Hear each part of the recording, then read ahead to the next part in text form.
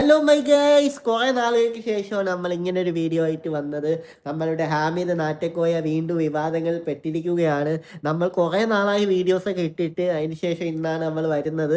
കുറേ തിരക്കും കാര്യങ്ങളൊക്കെ ആയിപ്പോയി. ഇനി നമുക്ക് ഒന്നൊന്നായി ഓരോ ദിവസം വീഡിയോസ് ഇട്ട് തുടങ്ങണം. ഹാമിദ് ആറ്റക്കോയുടെ ഏറ്റവും പുതിയ വിശേഷം എന്ന് പറയുന്നത് പണം തട്ടിപ്പാണ്. തകിടിലുള്ള തട്ടിപ്പ്. 3000 ഷിഗർ മാറ്റി കൊടുക്കും, അതുപോലെ 7800 ഷിഗർ മാറ്റി കൊടുക്കും. അങ്ങനെ പല വിധത്തിലുള്ള തട്ടിപ്പുമായിട്ടാണ് ഇപ്പോൾ നാറ്റക്കോയ ഇറങ്ങിയിരിക്കുന്നത്. എന്നിട്ട് ഇയാളെ വിളിച്ച് ഏതോ ഒരു താത്തയോട് പറഞ്ഞതാണ്, നിങ്ങൾ അസുഖം മാറിയില്ലേ, നിങ്ങൾ പെട്ടെന്ന് തന്നെ മരിക്കാൻ സാധ്യതയുണ്ട്, നിങ്ങൾ പെട്ടെന്ന് തന്നെ ഇത് ചെയ്യണം, ചെയ്തില്ലെങ്കിൽ നിങ്ങൾ ആയുസ് കുറയും, പെട്ടെന്ന് മരിക്കും എന്നൊക്കെയാണ് ഇയാൾ പറയുന്നത്. ലാസ്റ്റ് ആ ഫൈനൽ ഇയാൾ വന്ന് പറയാണ് അത് AI ആണ്, അത് ChatGPTയുടെ ഐഡിയ ആണ്, ഇയാൾ പറഞ്ഞിട്ടില്ല എന്ന്. ഇയാൾ പച്ച കള്ളമാണ് പറയുന്നത്. ഒരു ദിവസം എന്നെ വിളിച്ച് എന്നിട്ട് ലാസ്റ്റ് പറഞ്ഞത് ഞാനും അയാൾ സംസാരിച്ചിട്ടേ ഇല്ല, ഇനി അറിയത്തേ ഇല്ല എന്ന് പറയുന്നു. അയാൾ എന്നെ കുറേ തെറി വിളിച്ചു. ഒരു തങ്ങളും ഇങ്ങനെയൊന്നും ചെയ്യില്ല ഗെയ്സ്. അപ്പോൾ എന്തായാലും നമ്മൾ ഒന്നൊന്നായി നമുക്ക് ഇതിനെ പൊളിച്ചെടുക്കണം ഗെയ്സ്. അപ്പോൾ ആദ്യമായിട്ടാണ് നിങ്ങൾ യൂട്യൂബിൽ കാണണമെങ്കിൽ എല്ലാവരും സബ്സ്ക്രൈബ് ചെയ്യുക, ഫേസ്ബുക്കിലാണ് കാണണമെങ്കിൽ എല്ലാവരും ഫോളോ ചെയ്ത് വയ്ക്കുക ഗെയ്സ്. നമുക്ക് എന്തായാലും ഫസ്റ്റ് വീഡിയോ കണ്ടു നോക്കാം. കുറെ വോയിസുകളൊക്കെ ഇറങ്ങുന്നുണ്ട് നമ്മളെ കുറിച്ചിട്ട്, എങ്ങനെയൊക്കെ നമ്മളെ തകർക്കാൻ പറ്റുമോ അതിനൊക്കെ പല ശ്രമങ്ങളും നടക്കുന്നുണ്ട്. ഇപ്പൊ ഒരു ആപ്പ് ഇറങ്ങിക്കുന്നത് AI, എന്താ ആപ്പിന്റെ പേര്? AI എന്ന് പറഞ്ഞൊരു ആപ്പുണ്ട്. ആ ആപ്പ് കൊണ്ട് എല്ലാം നിർമ്മിക്കാൻ കഴിയും. എന്റെ സംസാരം, എന്റെ നമ്മള് എല്ലാം നിർമ്മിക്കാൻ കഴിയും. മനസ്സിലായില്ലേ? അപ്പൊ മാരകമായ നിങ്ങൾ തടിക്ക് ബാധിക്കുന്നുണ്ട്. നിങ്ങൾ സിഗർ നിങ്ങൾ ഇല്ലാതെയാകണം. അത് മറ്റൊരു ചെയ്തൊന്നും പറയണ്ട. അത് നമ്മൾ ഏറ്റാണ് ഭയങ്കര വിഷയം കാണുന്നുണ്ട്. ഇതേ പോകുകയാണെങ്കിൽ നിങ്ങൾക്ക് ആയുസ് കുറയും. അത്രയും പ്രശ്നം കാണുന്നു. ശാരീരികമായിട്ട് ഒരുപാട് പ്രയാസങ്ങൾ വരാണ്ട് അള്ളാഹു കാക്കട്ടെ. അപ്പൊ നിങ്ങളിതിപ്പോ താൽക്കാലികമായിട്ട് നമ്മൾ ചെയ്യുകയാണെങ്കിൽ 3000 ചില ഉറുപ്പ്യ വരും താൽക്കാലികമായിട്ട്. പിന്നെ ഈ പഞ്ചലോഹത്തിന്റെ തകിട് ചെയ്യാൻ 1 ഗ്രാമെങ്കിലും വേണം, ഏറ്റവും ചുരുങ്ങിയത്. അപ്പൊ അത് 7800 ഉറുപ്പ്യാവും. അതൊക്കെ ചെയ്ത് കഴിഞ്ഞാൽ പിന്നെ മരിക്കോളം ഒരു വിഷയം ഉണ്ടാവില്ല. സിഗർ വന്ന് ഇത് ബാത്തിലാക്കിയാല്, ഇത് ബാത്തിലാക്കിയിട്ട് എന്ത് ചെയ്യണം? താത്താന്റെ കാര്യങ്ങൾ ചെയ്യണം, ശരിയാവാല്. ഇയാൾ പറയുന്ന കേട്ടില്ലേ ഐസ്, ഇതൊക്കെ ഒരു ഇസ്ലാമി പറഞ്ഞിട്ടുള്ള കാര്യങ്ങളാണോ ഇയാൾ പറയുന്നത്?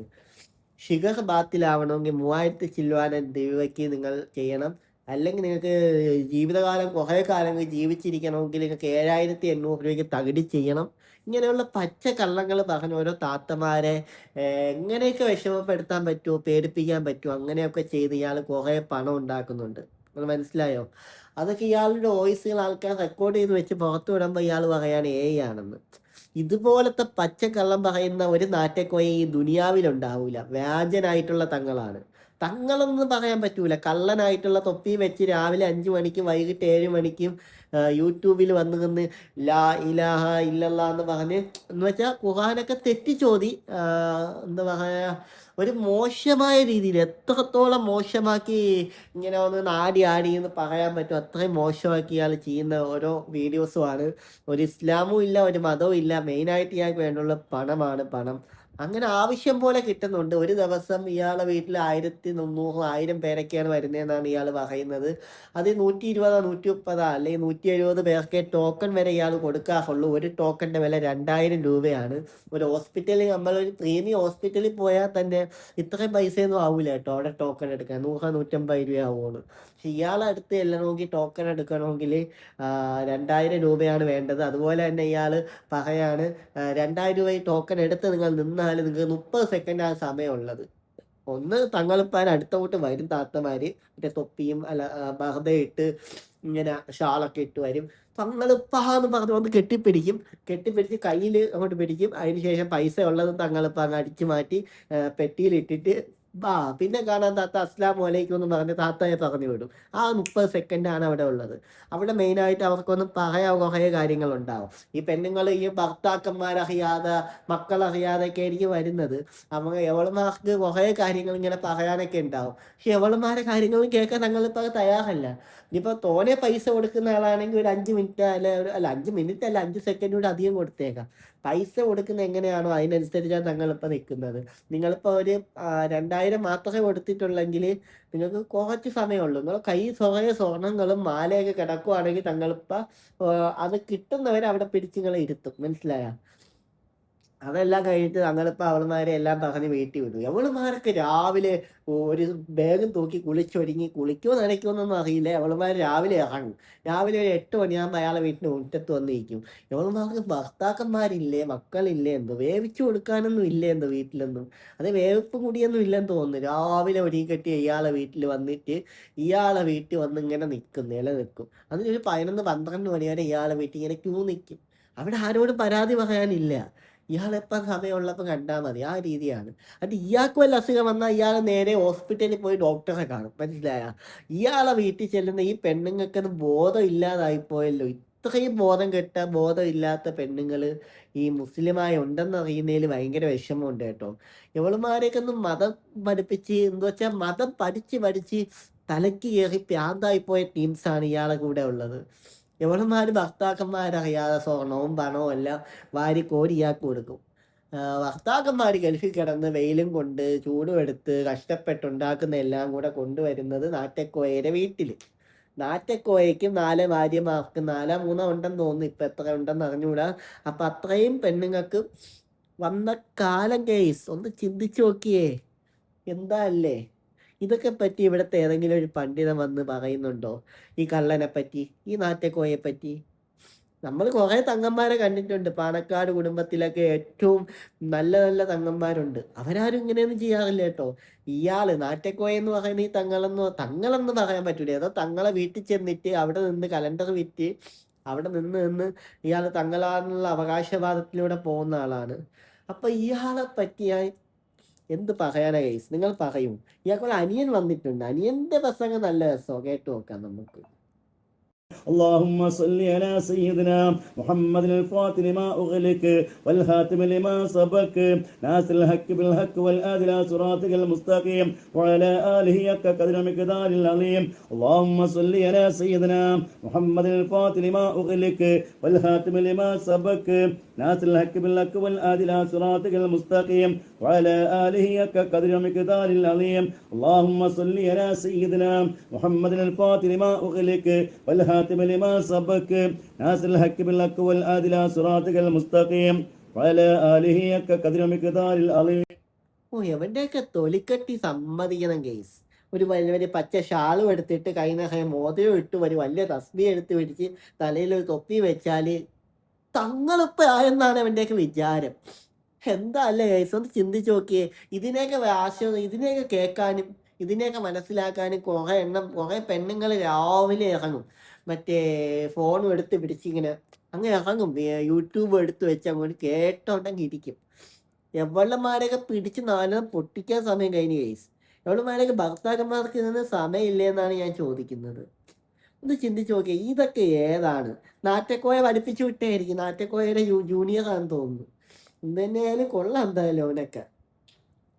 ഇവൻ്റെയൊക്കെ തുറന്ന് കാട്ടാൻ പോലും ഇവിടെ ആരും ഇല്ലല്ലോ ഗൈസ്. വല്ലാത്ത അവസ്ഥയായിപ്പോയി ഏട്ടാ നമ്മളെ ഇസ്ലാമിൽ വരുന്നത്. നാറ്റക്കോയ വീണ്ടും പറയുന്നുണ്ട്, കേട്ടു നോക്കാം. ഇത് വല്ലാത്ത ബർക്കത്തുള്ള മജ്ലിസാണ്. ഇത് സ്വലാത്തിന്റെ മജ്ലിസാണ്. സ്വലാത്ത് ചൊല്ലിയിട്ട് ഒരാളെയും തകർക്കാൻ സ്വലാത്ത് ചൊല്ലുന്നിട്ട് എന്തെല്ലാം കച്ചകെട്ടി എന്തെല്ലാം തകർക്കാൻ വേണ്ടി ഇറങ്ങിയിരിക്കുകയാണ്. എന്റെ വോയിസ് ഒക്കെ ഇല്ലാത്ത വോയിസുകൾ എന്തിറങ്ങിയിട്ടില്ല. എന്റെ പേര് അങ്ങനെ അല്ലേ? നമ്മൾ ഫോട്ടോ ഒക്കെ മാറ്റി വെക്കുക, വോയിസ് മാറ്റി വെക്കുക.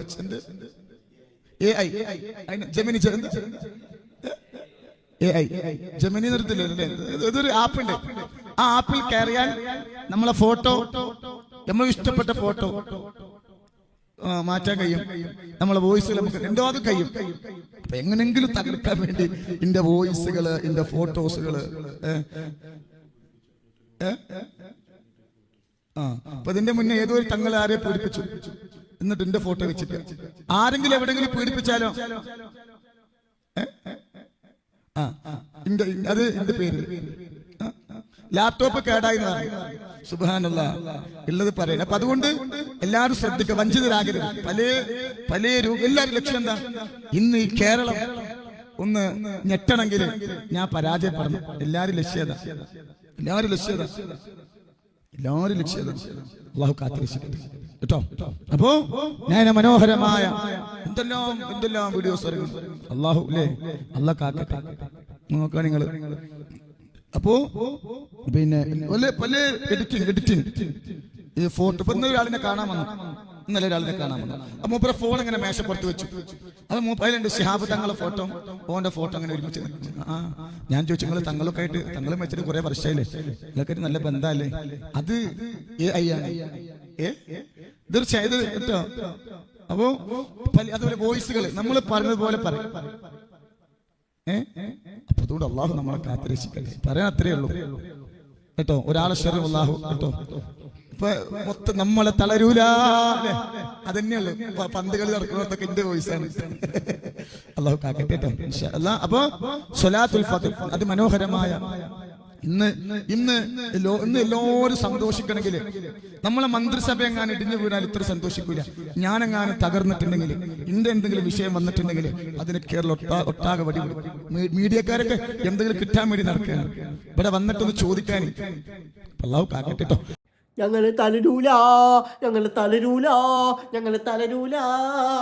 അങ്ങനെ നമ്മുടെ തങ്ങളിപ്പ പറയുകയാണ്. ഏതോ ഒരു പെണ്ണിനെ പീഡിപ്പിച്ചു, അത് നാറ്റക്കോയാണ് എന്നാണ് ആൾക്കാർ പറയുന്നതെന്നാണ്. അത് ആൾക്കാരെ കുറ്റം പറഞ്ഞിട്ട് കാര്യമില്ല. നാറ്റക്കോയ അതാണ്, അങ്ങനത്തെ കാര്യങ്ങളാണ് നാറ്റക്കോയയുടെ വീട്ടിൽ നടന്നുകൊണ്ടിരിക്കുന്നത്. അപ്പം ചിലപ്പോൾ പീഡിപ്പിച്ചേക്കാം. കാരണം പണ്ടൊരിക്കൽ ഒരു വോയിസ് വെളിയിൽ വിട്ടില്ലേ, ആ വോയിസിൽ തന്നെ ഇങ്ങനെ നടന്ന് വിളിക്കുന്നുണ്ട്. വിളി കേട്ടില്ലേ റൂമിൻ്റെ അകത്തുനിന്ന്? അതൊക്കെ എന്താണ് തങ്ങളിപ്പ? അതിനെപ്പറ്റി ഞാൻ ചോദിച്ചു. അന്ന് തങ്ങളിപ്പ അതിന് റിപ്ലൈ പോലും തന്നില്ല, മനസ്സിലായ? അപ്പം ജനങ്ങൾ എന്ത് വിചാരിക്കും ഒന്ന് ചിന്തിച്ചു നോക്കൂ. ജനങ്ങൾക്ക് ബോധമുണ്ടല്ലോ. അപ്പൊ എവിടെയെങ്കിലുമൊക്കെ ഇങ്ങനെ സംഭവിക്കുമ്പോൾ ഇങ്ങനെ ഉള്ള ഒരാളെ തന്നെയല്ലേ ആൾക്കാർ നോക്കുന്നത്. അപ്പം തങ്ങളിപ്പ നമുക്ക് അടുത്തൊരു വീഡിയോയിൽ ഇതിനേക്കാളും ബെറ്ററായിട്ട് എനിക്ക് പറയുന്നുണ്ട്. എന്താ വെച്ചാൽ തൊണ്ട വയ്യ, അങ്ങനെ കുറച്ച് ഇഷ്യൂസ് ഉണ്ട്. അതൊന്ന് നേരെ ആയിക്കോട്ടെ. എന്ത് തന്നെയായാലും പൊളിച്ചടുക്കിയിരിക്കും. പിന്നെ ഞാനിപ്പോൾ ഒരു റൂമിലാണുള്ളത്. എനിക്ക് ഫോൺ ഇങ്ങനെ എടുത്ത് പിടിച്ച് ചെയ്യാൻ വയ്യ ഗൈസ് കേട്ടാ. ഇങ്ങനെ എടുത്ത് വെച്ച് ചെയ്യാനുള്ള എന്തെങ്കിലും ഇല്ലാത്തതുകൊണ്ടാണ് ഞാൻ താഴെ വെച്ച് ചെയ്തത്. കൈ കഴിക്കും. നമുക്ക് സ്റ്റാൻഡും കാര്യങ്ങളൊന്നും എടുത്തിട്ടില്ല. ഇപ്പോൾ ഒരാഴ്ച ഞാൻ പുറത്താണ്. അപ്പം എന്തായാലും നമുക്ക് വീഡിയോസ് വന്നേ പറ്റുള്ളൂ. അപ്പം എല്ലാ വീഡിയോ ഇന്ന് തന്നെ മിക്കവാറും ഞാൻ ഷൂട്ട് ചെയ്ത് വെക്കും ഗൈസ്. നാളെ മറ്റന്നാളൊക്കെ നിങ്ങൾക്ക് വീഡിയോസ് കാണാം. Bye guys.